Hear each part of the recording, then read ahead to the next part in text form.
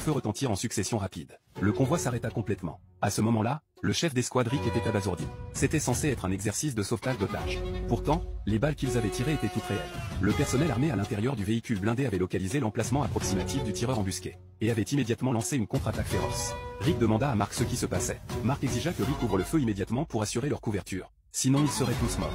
N'ayant pas d'autre choix, Rick abattit un mitrailleur d'un seul coup, puis renversa le mât d'un véhicule ennemi, détournant ainsi leur tir.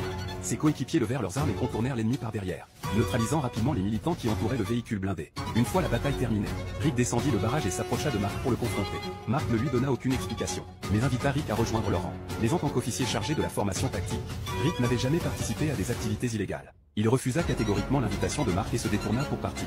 Peu après, alors que Merlin se rendait sur place pour enquêter sur un trafic d'êtres humains, un assassin avait déjà installé un fusil de précision au sommet d'un immeuble distant, au moment où le véhicule de Merlin entra dans le champ de tir du sniper. Il perdit le contrôle et s'écrasa dans l'herbe au bord de la route. Un deuxième tir tua instantanément le conducteur. La position de Merlin était protégée par un camion à proximité. La balle de l'assassin frappa la carrosserie du camion, provoquant un ricochet, qui passa près du visage de Merlin. Alors que l'assassin s'apprêtait à tirer à nouveau, la police arriva dans le champ de vision de la lunette du sniper. Il n'eut d'autre choix que de battre en retraite. L'incident fut rapidement rapporté dans les journaux locaux. Rick s'intéressa particulièrement à cet incident, remarquant que les tactiques de l'assassin ressemblaient étrangement à celles qu'il enseignait aux stagiaires de son entreprise de sécurité. Avant que Rick n'ait pu élucider le mystère, il se retrouva soudainement sur la liste des personnes les plus recherchées par la police, identifié comme le cerveau derrière l'opération. Bientôt, le hurlement des sirènes déchira l'air à l'extérieur.